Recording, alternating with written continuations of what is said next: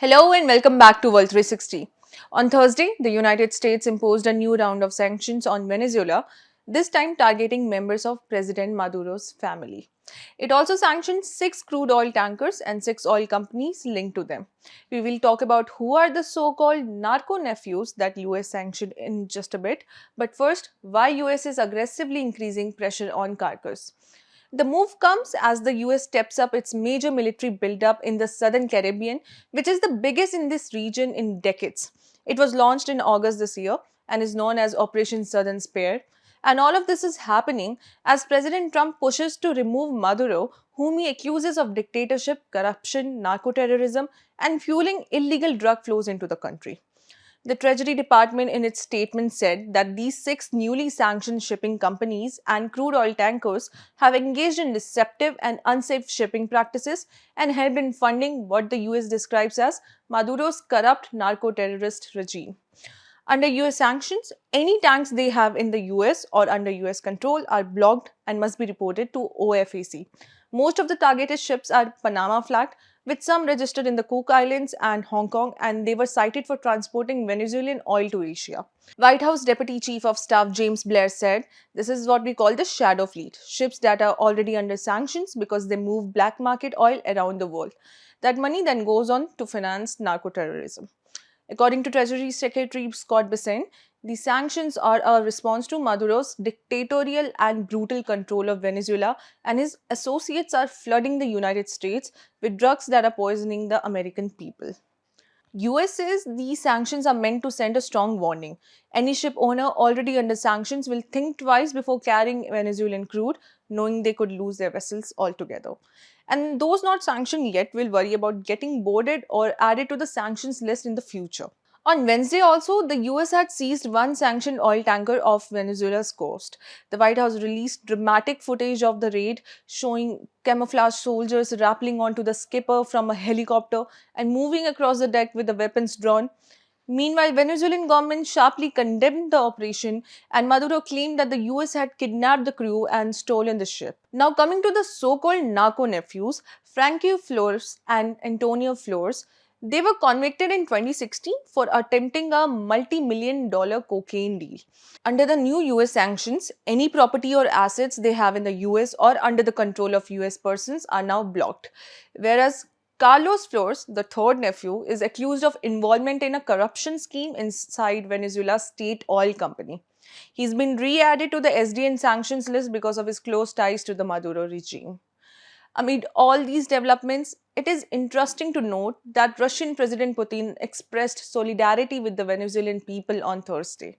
He spoke to Maduro by phone and reaffirmed his support for the Venezuelan leader's effort to protect national interest and sovereignty in the face of growing external pressure.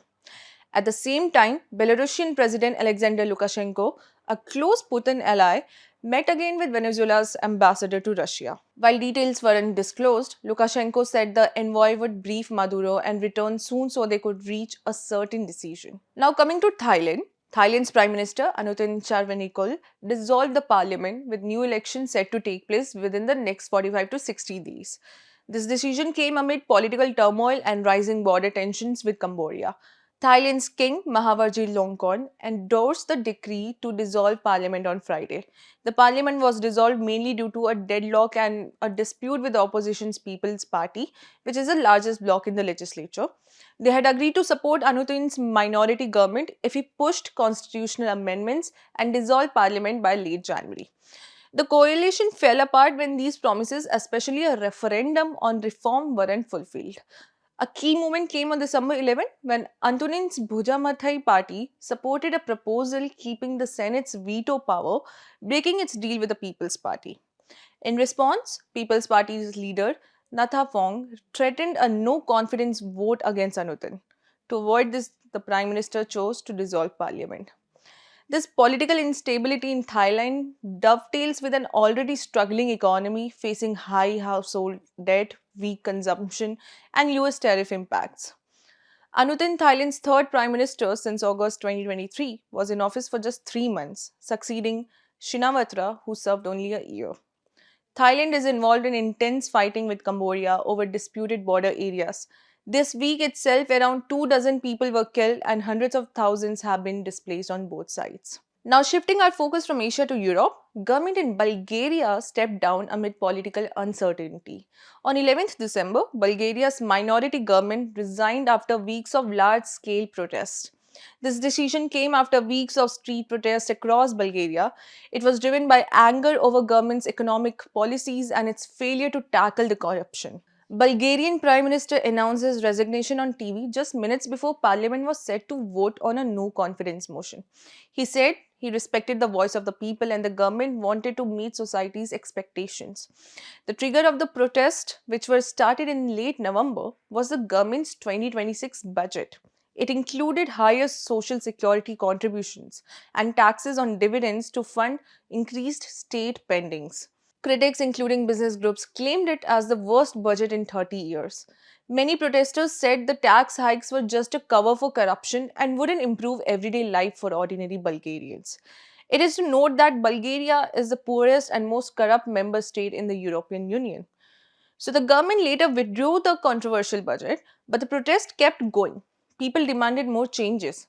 The 2026 budget was especially important because it was meant to be Bulgaria's first in euros, ahead of the country joining the eurozone on 1st January next year. That's it for now. Thank you for watching.